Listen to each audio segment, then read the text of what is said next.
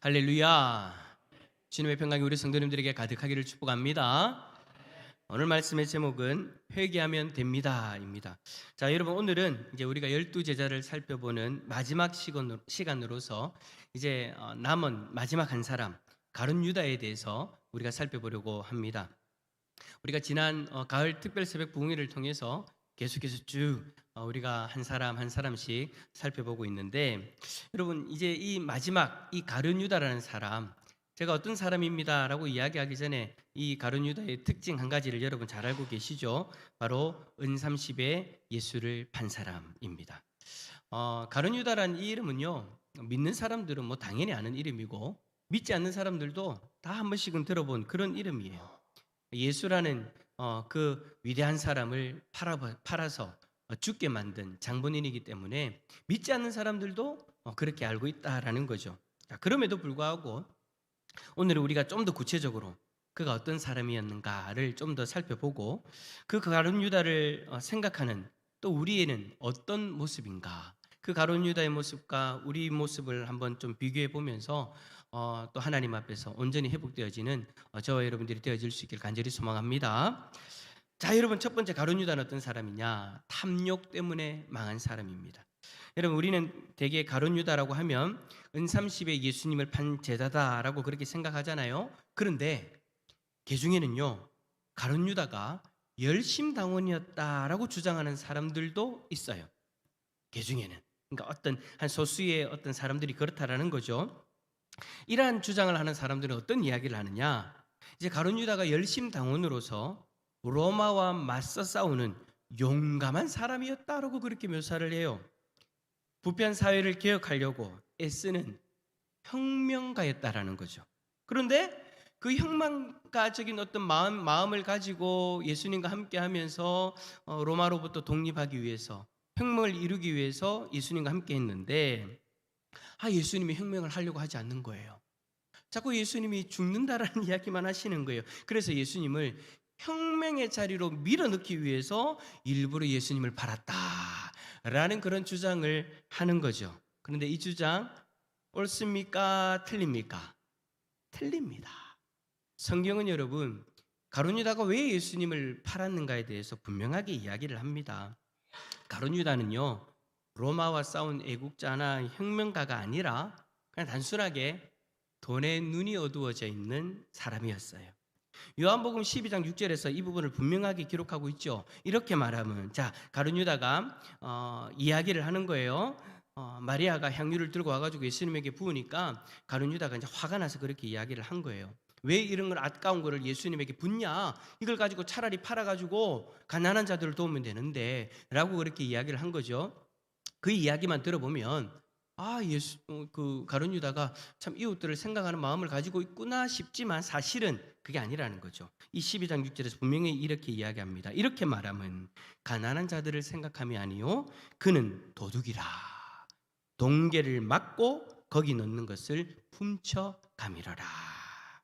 그래, 여러분, 가룟 유다는요, 이웃을 사랑하는 사람도 아니었고 혁명가도 아니었어요. 그냥 단순히 돈을 사랑하는 사람이었어요. 돈을 사랑했을 뿐만 아니라 계속해서 그 돈을 훔쳐갔던 토적이기도 했던 거예요.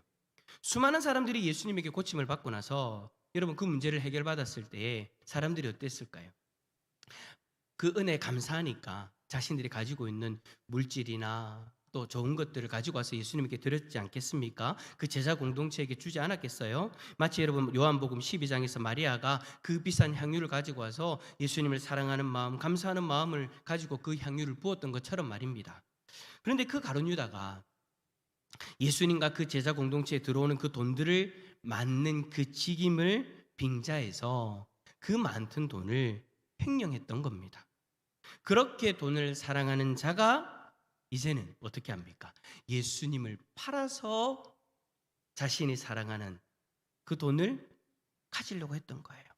누가복음 22장 4절에서 이에 유다가 대제사장들과 성전 경비대장들에게 가서 예수를 넘겨줄 방도를 의논하매 라고 기록되어져 있는 것처럼 유다가 먼저 다가가는 거예요. 대제사장들 쪽에서 먼저 유다를 섭외한 것이 아니고요, 미혹한 것이 아니고요, 유다가 먼저 찾아간 거예요. 이제는 예수님 편에 붙어서는 안 될 것 같거든요.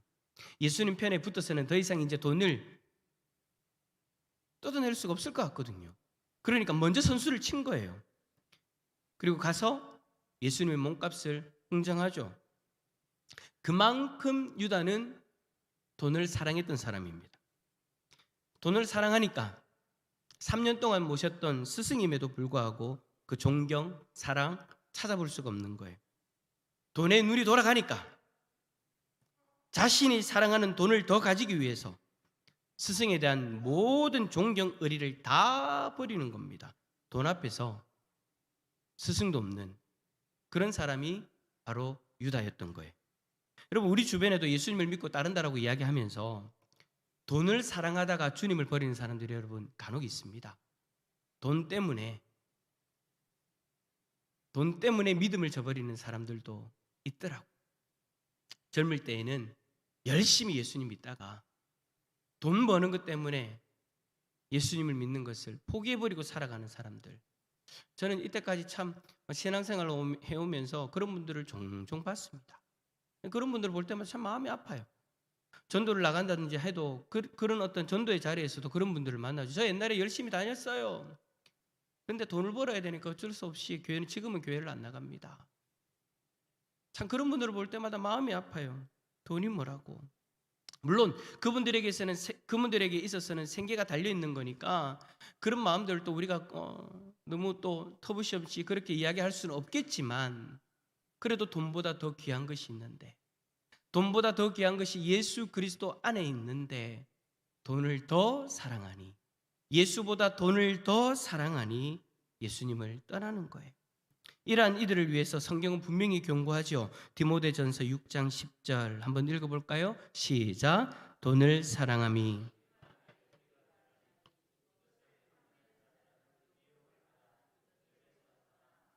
근심으로서 자기를 찔렀도다. 아멘. 그래 여러분, 마귀는 돈을 사랑하는 그 마음, 그 사람들의 마음 절대 그냥 두지 않습니다. 그 마음이 일만하게 뿌리가 되는데 마귀가 여러분 어떻게 그 마음을 그냥 보고 지나가겠습니까?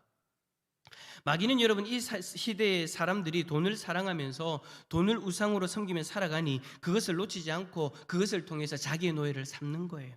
그런데 문제는 사람들이 자신의 그러한 영적인 처지를 깨닫지 못하고 살아간다라는 거죠. 돈을 사랑하면서 스스로는 아니라고 착각해요. 자기는 돈에 대한 탐욕이 없다라고 이야기합니다. 어쩔 수 없다라는 이야기를 해요. 우리도 마찬가지지 않습니까? 돈을 사랑하면서 하나님도 동시에 사랑하려고 하는 사람들이 있어요. 돈과 하나님을 동시에 사랑하려고 하는 이들이 여러분 얼마나 많은지 모릅니다. 그러면서 스스로는 그렇게 이야기해요. 나는 돈을 사랑하진 않아요. 분명히 삶의 열매는 돈을 사랑하는 열매와 하나님을 사랑하는 것과 같은 그런 비슷한 열매들이 동시에 맺어지는 것 같이 보이는데, 그런데 여러분 솔직히 그거는 불가능한 거죠. 하나님과 돈은 동시에 사랑할 수 없어요. 그런데 종교적인 행위로 그냥 예배를 드리는 어떤 그런 모습들을 통해서, 종교적 행위로 그냥 드러나는 외적인 그런 어떤 모습을 통해서 열매가 마치 맺혀지는 것처럼 보이는 거죠. 그러나 그 열매는요, 돈을 사랑하면서 맺는 그 영적인 외적인 어떤 그런 열매들은 사실 하나님이 맺어주는 열매가 아닌 거예요. 우리가 속고 있는 거죠. 그러면서 스스로는 돈을 사랑하지 않는데, 여러분 우리가 돈을 사랑하는가 하나님을 사랑하는가 알 수 있는 방법들 가운데 참 뭐 몇 가지를 이야기할 수 있겠지만, 그 중에 하나가 저는 11조다라고 그런 생각이 들어요. 왜냐하면 여러분 하나님께서는 돈을 우리의 우상이 아닌 우리의 종되게 만드시는 중요한 잔치 하나를 만들어 주셨는데, 그러니까 돈을 사랑하지 않고 돈을 우리의 종이 되게 해서 우리의 필요를 위해서 또 하나님의 영광을 위해서 그 돈을 사용할 수 있도록 하나의 장치를 마련해 주셨는데, 그게 뭐냐니까 11조 생활이더라는 거예요. 여러분 왜 그렇게 이야기를 하느냐?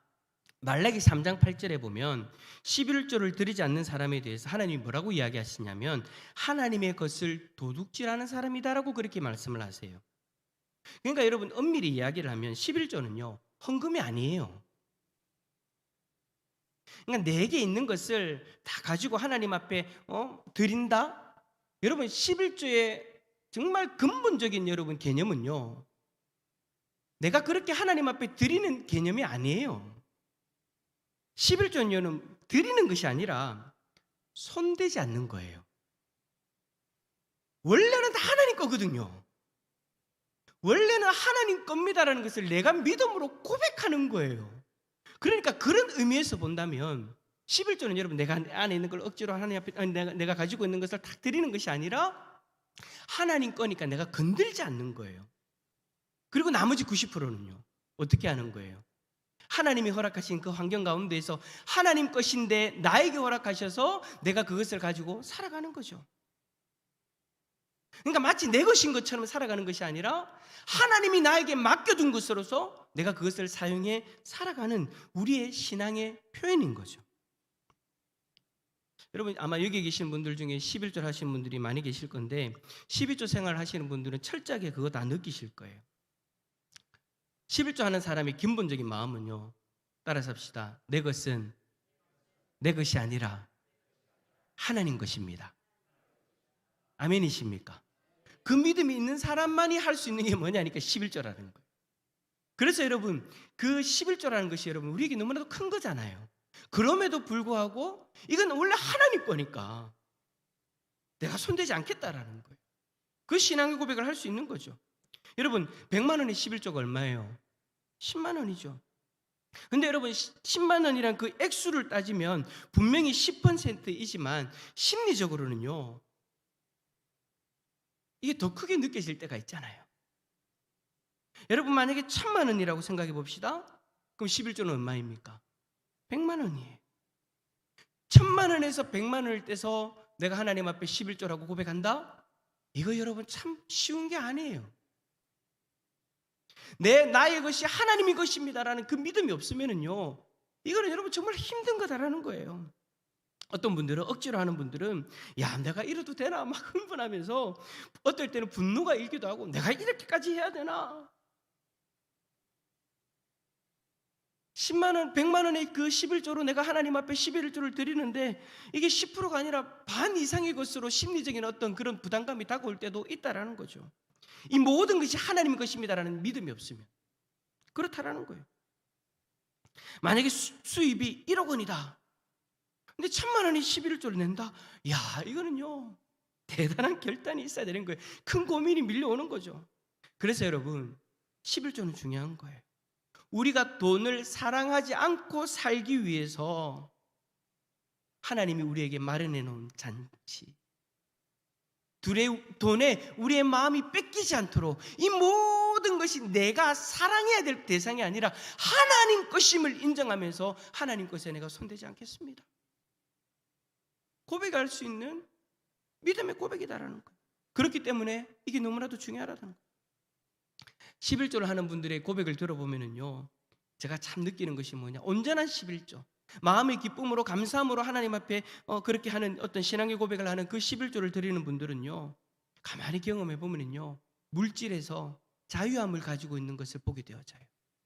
물질을 사랑하는 것이 아니라 철저하게 하나님 것임을 인정하고 그것을 어떻게 하면 하나님을 위해 사용할 수 있을까, 하나님 나라를 위해 사용할 수 있을까 욕심내지 않고 살아가는 그 모습들을 보게 되어지는 거죠.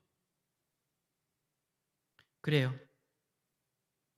우리는 이 11조란 이 믿음의 고백을 통해서 내가 하나님의 모든 것을 내어주는 것과 같은 마음으로 돈의 노예가 아니라 돈의 주인이신 하나님이 주인 되심을 인정하게 하는 그런 장치다라는 것. 그러니까 11조는요 따라서 합시다. 부담이 아니라 복의 길입니다. 우리를 지켜주는 복의 길이다라는 것. 여러분 꼭 기억할 수 있기를 축복합니다. 그러나 억지로 하는 사람은 달라요. 억지로 하는 사람은 문제가 생겨요. 아까 앞에서 얘기했던 것처럼 잠도 자지 못해요.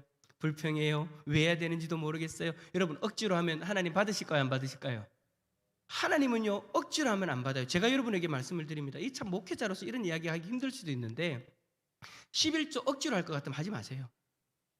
하나님 안 받는 거 해서 뭐합니까? 11조는 분명히 말씀드립니다. 이 모든 것이 하나님 것임을 인정하고 내가 건드리지 않는 거예요.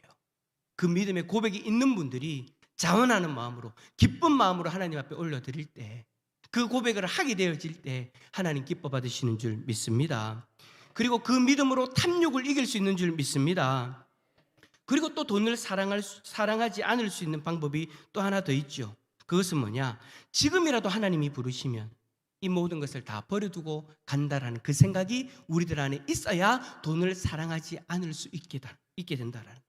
자, 누가복음 12장 19절과 20절의 말씀입니다. 함께 읽어봅시다. 시작. 또 내가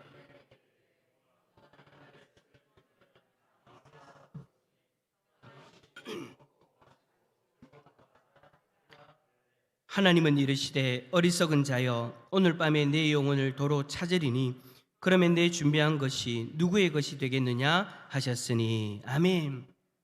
그래, 이 땅에서 돈을 사랑하면서 악착같이 모아가지고 평생 쉬자, 먹고 마시고 즐거워하자라고 아무리 외쳐도 하나님이 오늘 밤에 우리의 영혼을 데리고 가신다면 우리에게 있는 그 모든 것들 아무 소용없다라는 거예요. 여러분 잘 아시는 미국의 거부 중에 한 사람이 존 록펠러라는 사람 아시죠? 50대 때까지 돈을 정말 많이 벌었다고 합니다.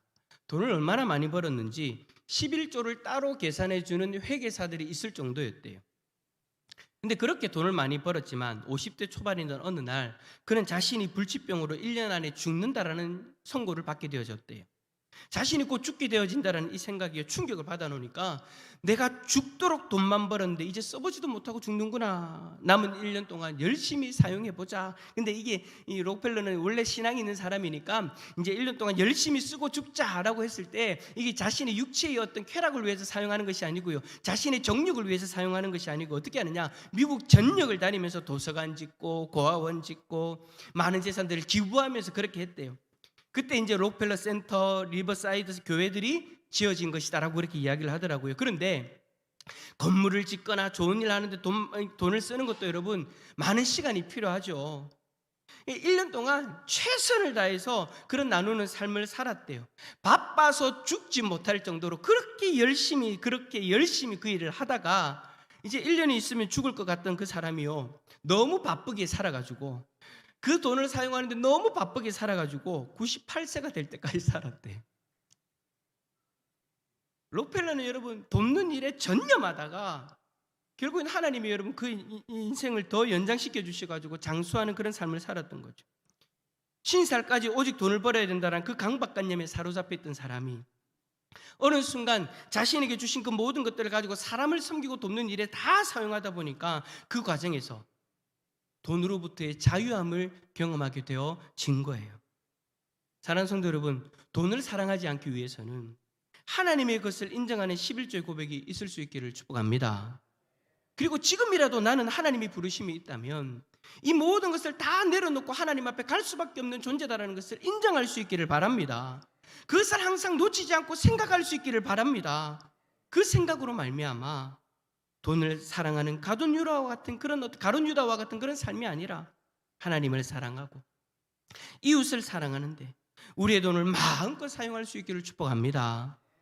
두 번째로 여러분, 가룟 유다는요, 회개하지 않았기 때문에 망했습니다.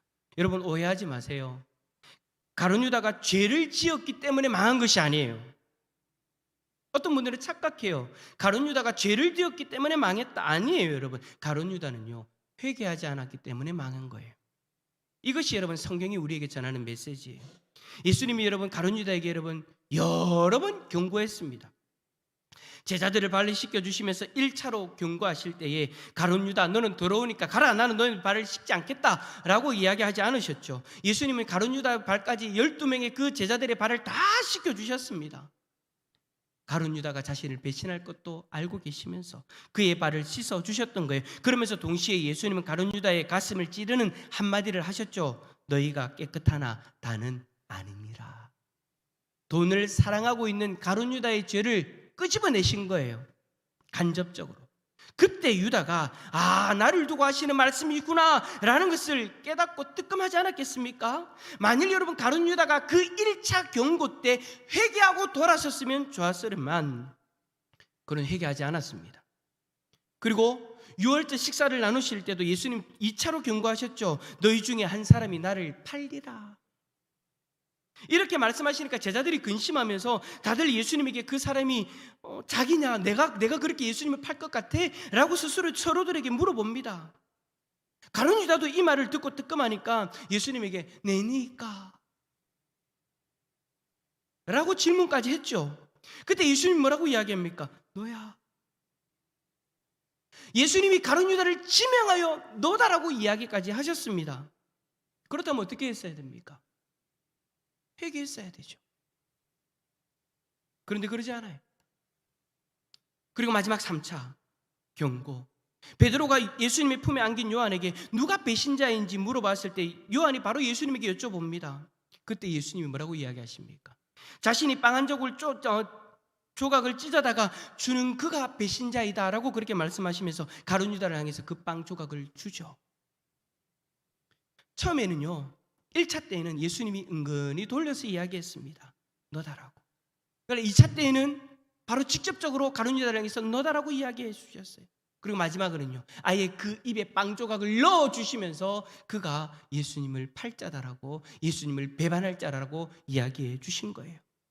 자, 여러분, 이렇게까지 했다면, 이렇게까지 가룟 유다의 죄를 드러내시고 가룟 유다가 예수님을 팔 자다라는 것을 말씀해 주셨다면 가룟 유다가 여러분 어떻게 했어야 됩니까?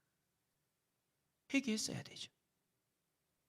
그런데 이미 마음이 강팍해진 가룟 유다, 이미 예수님보다 돈을 더 사랑했던 가룟 유다이다 보니까 회개하지 않습니다.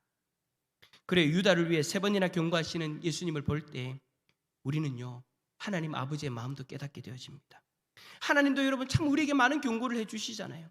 우리가 죄를 지었을 때 예수님이 가만히 계십니까? 하나님 아버지께서 우리가 죄를 지었을 때 가만히 두시나요? 아니에요. 하나님은 계속해서 말씀으로 우리에게 경고해 주세요. 말씀으로 우리의 죄를 끄집어 주세요. 말씀으로 우리의 죄를 끄집어내어서 회개할 기회를 주신다라는 거예요.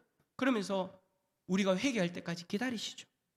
그런데 문제는 우리가 하나님의 경고를 무시하고 나의 행동에 대한 정당성만 주장할 때가 얼마나 많이 있습니까? 하나님, 나 그럴 이유가 있잖아요. 내가 이렇게 이야기한 이유가 있잖아요. 내가 이렇게 행동한 이유가 있잖아요. 내 스스로의 정당성을 하나님 앞에 주장하면서 회개하지 않고 살아갈 때가 분명히 있죠. 분명히 말씀을 통해서 내 죄인 것이 드러났고 내가 회개해야 될 부분을 하나님이 끄집어내고 계시는데도 불구하고 우리는 그 하나님 앞에서 내가 그럴 수밖에 없었던 이유들을 대고 자기 합리화를 주장하고 있는 거예요. 그럼에도 불구하고 우리 하나님 어떻게 하십니까? 우리 주님 어떻게 하십니까? 베드로후서 3장 9절 말씀입니다. 함께 읽습니다. 시작. 주의 약속은 어떤 이들이 더디다고 생각하는 것 같이 더딘 것이 아니라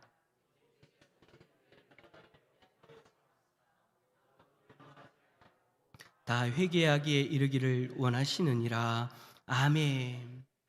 이 말이 무슨 말입니까? 우리 주님이 지금이라도 이 땅을 심판할 수 있다라는 거예요.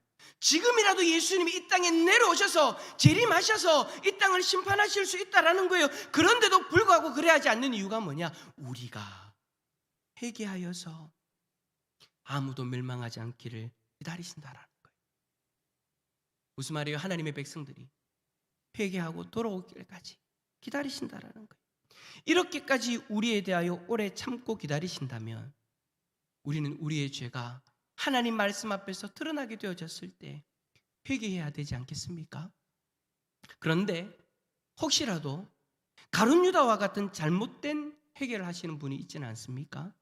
오늘 본문에 보면은요, 가룟 유다는 예수님이 빌라도에게 넘겨졌을 때 자신이 예수님을 판 그 일에 대해서 스스로 뉘우칩니다.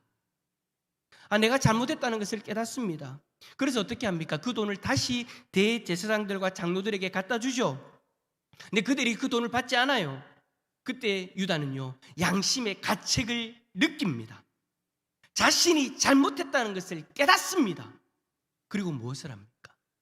스스로 목을 매답니다. 여러분, 이거는요, 회개가 아니에요. 죄에 대해서 뉘우치고 양심의 가책을 느낀다는 것은 회개가 아니라는 거예요. 회개는요, 돌이키는 거예요.